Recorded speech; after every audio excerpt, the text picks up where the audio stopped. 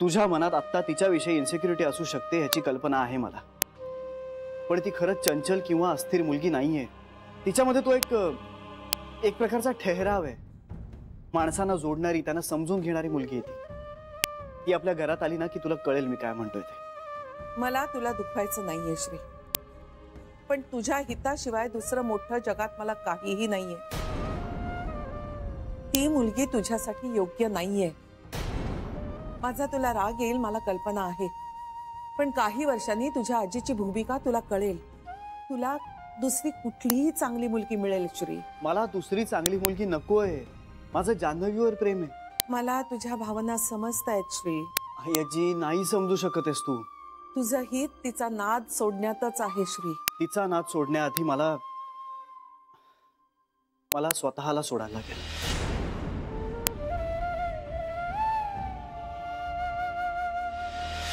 श्री,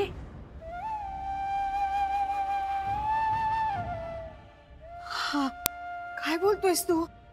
असं अभद्र बोलू नकोस रे बाळा। माझं आयुष्य तुला लाभू दे।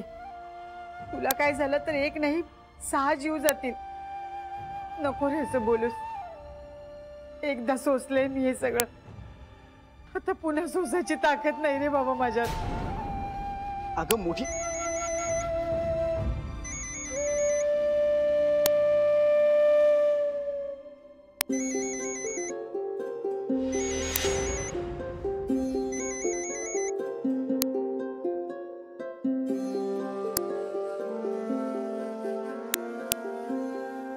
आई, तुम्ही दोघ जण काय इतकी टोकाची भूमिका घेताय?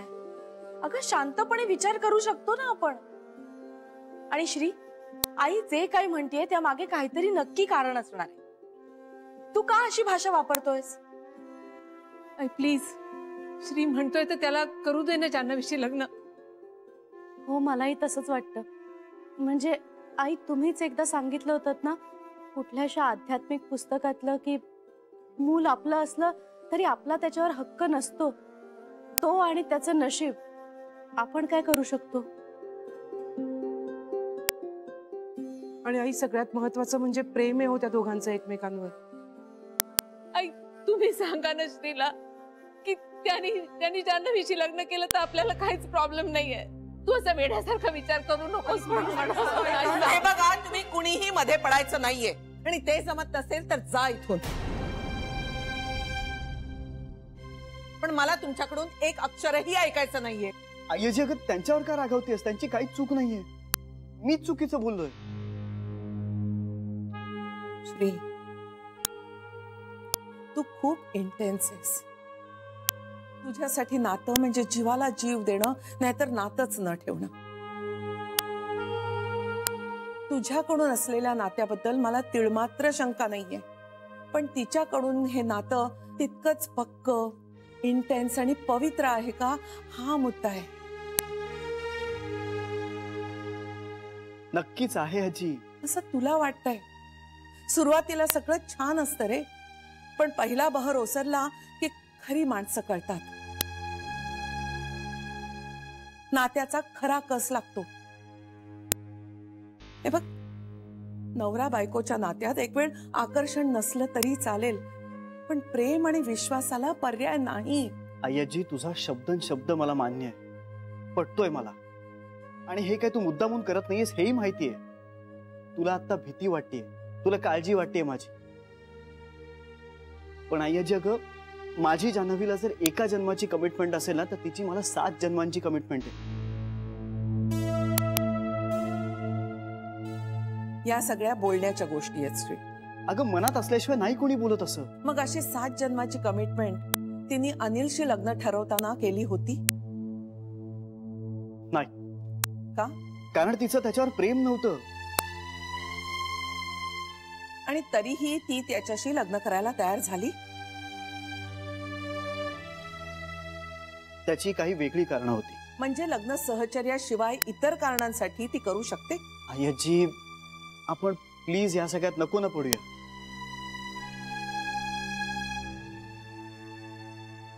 मी तुझ्या पुढे हात जोडतो अगं। हे बघ, मला कुठलंही भांडण जिंकायचं नाहीये तुझ्याशी। मी नेहमी हरतो त्यात, आणि त्याचा आपल्या दोघांना खूप त्रास होतो अगं। मला तुला विश्वासानं जिंकायचंय.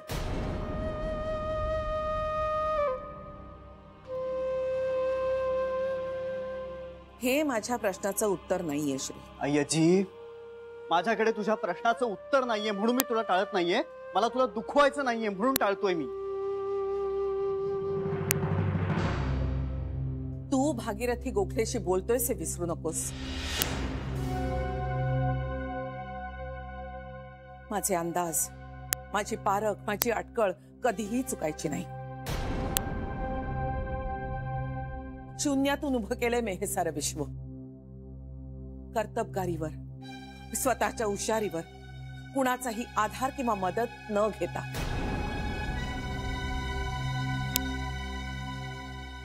तुझ्या उत्तराने मी कोसळेन असं वाटतंय तुला? भागीरथी कुठल्याही धक्क्यांना घाबरत नाही. कुठल्याही तंट्यांनी ती तुटतही नाही. भागीरथीला हरवणं एवढं सोपं नाहीये श्री. मला असं वाटत होतं की मी आतापर्यंत माझ्या आजीशी बोलतो,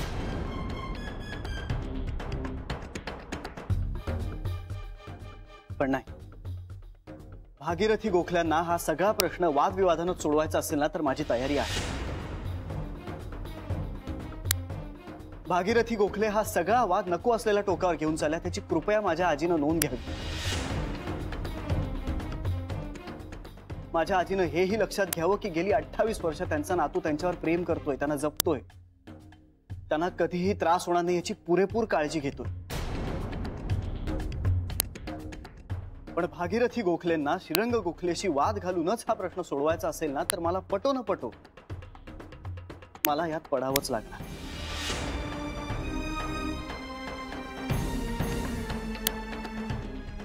मी तुम्हा सगळ्या जणींवर जेवढं प्रेम करतो ना तेवढंच प्रेम मी जान्हवीवर सुद्धा करतो. त्यामुळे जर तिच्यावर काही आरोप होत असतील तर त्यांचं खंडन करण्यासाठी मला यात पडावंच लागणार. तुझ्या आजीला कधी कधी भागीरथी गोखले व्हावं लागतं.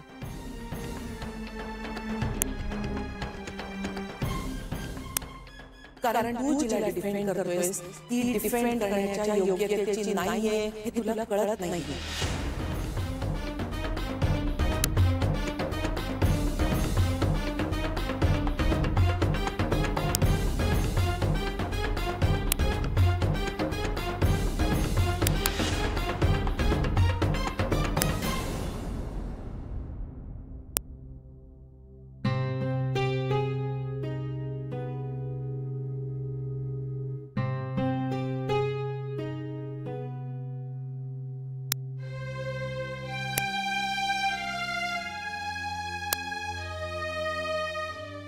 काय झालं?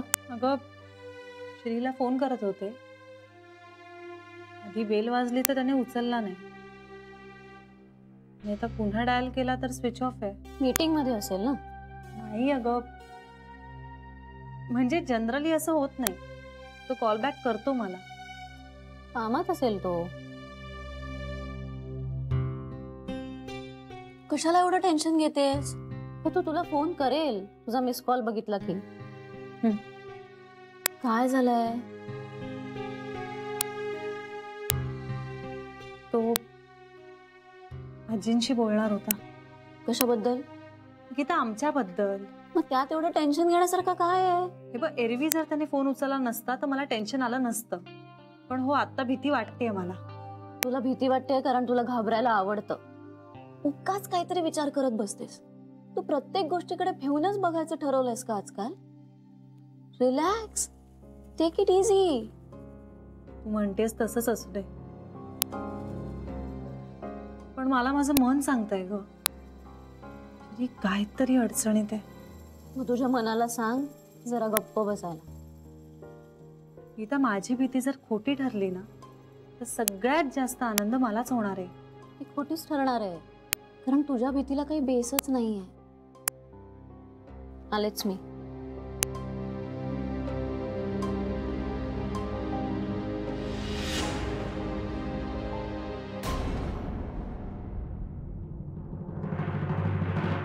मला सांग ना श्री, अनिलशी लग्न ठरवताना तिने त्याला 7 जन्माची कमिटमेंट दिली होती का? नव्हती. मी तुला ऑलरेडी सांगितलंय.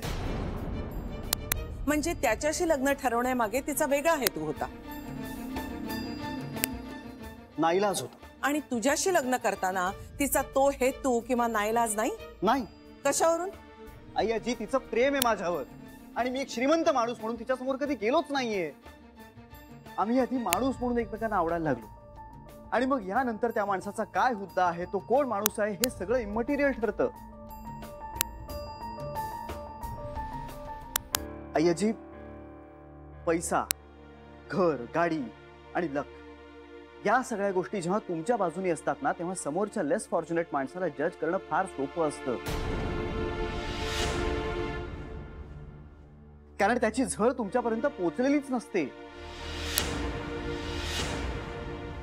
तुम्ही तुमच्या सेफ झोन मध्ये जेव्हा असताना तेव्हा समोरच्याला अनैतिक ठरवणं याच्यात काही फार कष्ट नाही लागत. आपण जेव्हा आपल्या स्वतःला त्याच्या जागी ठेवून त्याच्या दृष्टिकोनातून विचार करतो ना, तेव्हा आपल्याला कळतं की तो माणूस चुकला नाहीये, तो बरोबर होता. आणि आई आजी जान्हवी काही सोन्याचा चमचा तोंडात धरून जन्माला नाही आलीये. तिला सतत स्ट्रगल करावा लागतोय स्वतःला जगवण्यासाठी, तिच्या फॅमिलीला जगवण्यासाठी. आणि तिच्यासाठी तिच्या सुखापेक्षा तिच्या फॅमिलीचं सुख हे जास्त महत्वाचं आहे. आणि म्हणूनच तिने अनिल बरोबर लग्न करण्याचा निर्णय घेतला होता आणि त्यावर ती ठाम होती. आणि हे सगळं ती ज्या फॅमिलीसाठी करत होती त्या फॅमिलीचा अनिल रिस्पेक्ट करत नाहीये हे तिला जेव्हा लक्षात आलं तेव्हा तिने लग्न करायला नकार दिला. आणि ह्यात तिचं काही चुकलंय असं नाही वाटत मला. गरिबी मीही पाहिली आहे श्री, पण त्या गरिबीचं भांडवल करून मी नीतिमत्ता सोडली नाही. अय्याजी लग्न ठरल्यानंतर ते होण्याआधीच माघार घेणं याच्यात काही अनैतिक आहे असं नाही वाटत मला. मग 18 वेळा तिचं लग्न ठरून मोडलं त्याचं काय? 18 वेळा लग्न ठरून मोडलेलं नाहीये अय्याजी.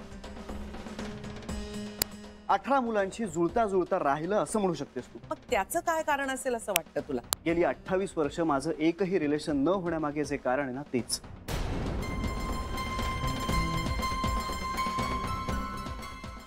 अय्याजी काही गोष्टी नाही जुळून येत म्हणून त्या माणसाला दोष देण्यात किंवा त्याच्याकडे संशयाने पाहण्यात काहीच अर्थ नसतो. ती चंचल आहे, तिला एकाच मुलाचा विचार करणं जमत नाही याचंही काही समर्थन असेल तर तेही सांगून टाक. अय्याजी आता तू उपहासाने बोलते असे कळतंय मला, पण मला माझी अय्याजी कमी आणि भागीरथी गोखले जास्त दिसत आहे.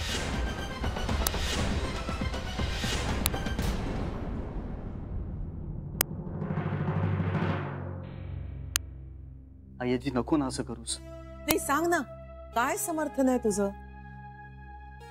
या सगळ्याचं एकच समर्थन आहे, हे सगळं खोटं आहे.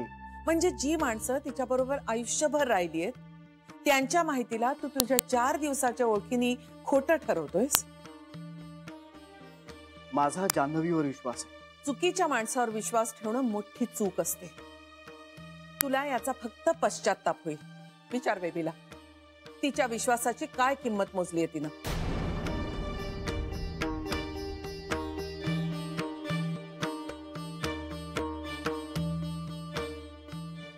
अय्याजी तो निर्णय आत्याचा होता आणि तो जरी चुकला असला तरी त्याची जबाबदारी तिचीच असल्यामुळे ती खंबीरपणे जगतेय. पुढच्याला ठेस लागल्यानंतर मागच्यानं शिकणं यातच शहाणपणा असतो श्री. अय्याजी अगं ज्याची ठेच त्याला लागू देत ना. दुसऱ्याच्या अनुभवावरनं मी माझं आयुष्य का ठरवू? मला माझे अनुभव घेऊ देत ना. आणि मी जर चुकत असेल तर चुकू दे, शिकेन ना मी.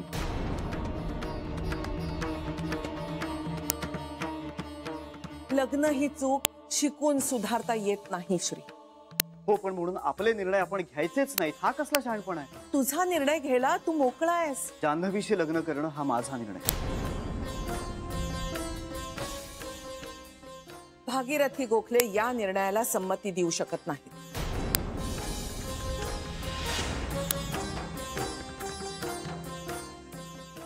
पण मला भागीरथी गोखल्यांच्या संमतीची गरज नाहीये. मला माझ्या आई आजीचे आशीर्वाद हवे. तुला आशीर्वाद देणं म्हणजे तुझा कडेलोट करणं आहे आणि ते मला जमणार नाही. आणि मी जान्हवीला सोडू शकत नाही.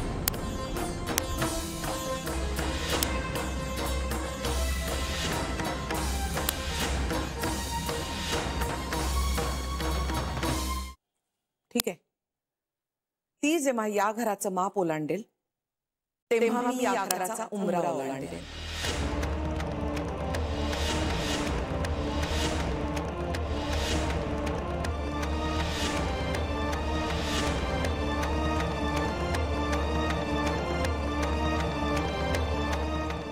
फक्त आमची तोंड विरुद्ध दिशेला असतील.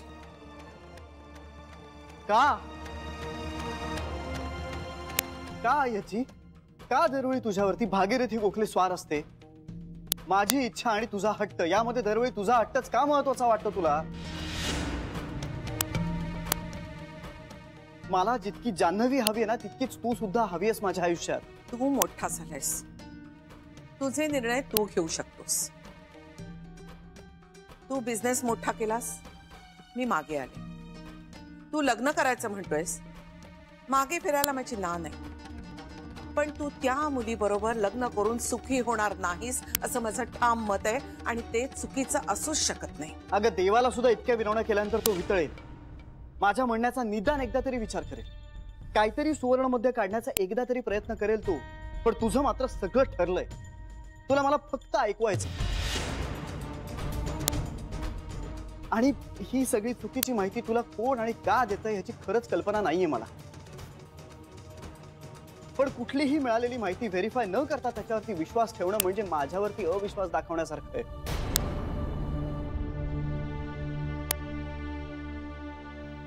आय्याजी, तू जान्हवीला नाही नाकारत आहेस. तू माझ्या पसंतीला, माझ्या इच्छेला नाकारतीयस.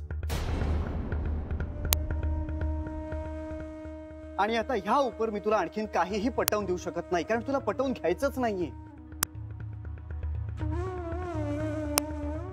आय्याजी, मी जान्हवीपासून जर आत्ता वेगळा झालो ना तर मी राहणारच नाही अगं.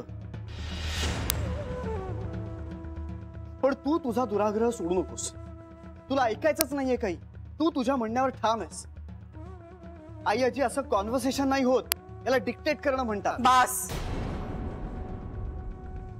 माझ्या मुलांनी माझ्याशी या शब्दात बोलायची कधीही हिम्मत केली नाही. हो, पण ते चूक आणि तू बरोबर असं नाही ठरवू शकत ना आपण. वयाने मोठी माणसंही चुकू शकतात. तू निर्णय घे. तुला जान्हवीशीच लग्न करायचं असेल तर हे घरच काय, मी तुझ्या आयुष्यातूनही जायला तयार.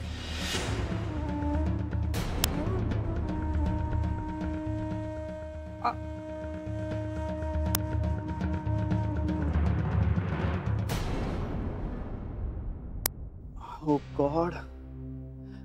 आय्याजी, I am sorry. I am extremely sorry.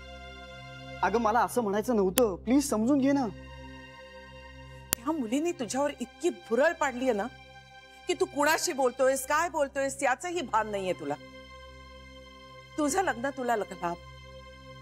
त्या मुलीने एवढी जादू केली आहे तुझ्यावर की तुला आपलं परक कळेनासं झालंय श्री. कधीतरी तुला ते कळेल तेव्हा आपण बोलू. पण ती जर या घरात येणार असेल तर मी या घरात राहणार नाही.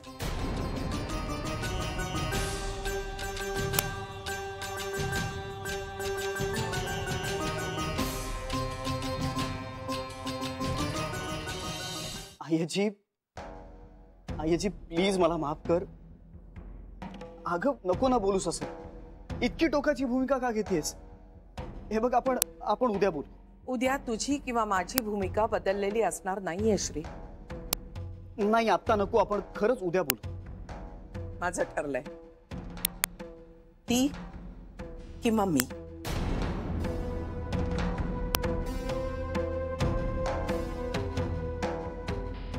आय्याजी, तू माझा प्रेझेंट आहेस आणि ती माझं फ्युचर. आणि प्रेझेंट की फ्युचर यापैकी एकच काहीतरी ठरव असं सांगून तू मला काय आयुष्य देतेस याची कल्पना आहे का? तू सगळं कळण्या इतका आणि निर्णय घेण्या इतका मोठा झालायस. तू निर्णय घे. तू कुठलाही निर्णय घेतलास तरी मी त्याचं स्वागतच करीन. फक्त ती मुलगी या घरात येणार असेल तर मी या घरात राहणार नाही.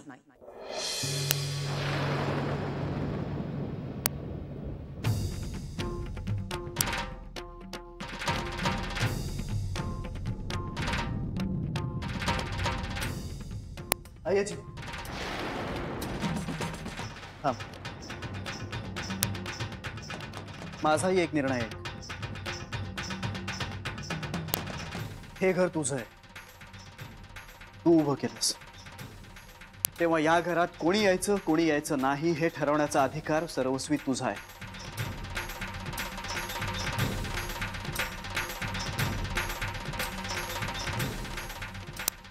जान्हवी जर या घरात येणार नसेल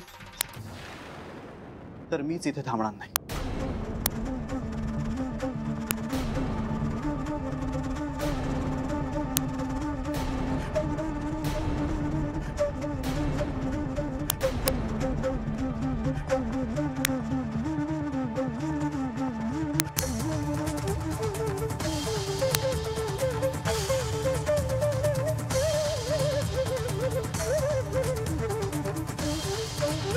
Thank you.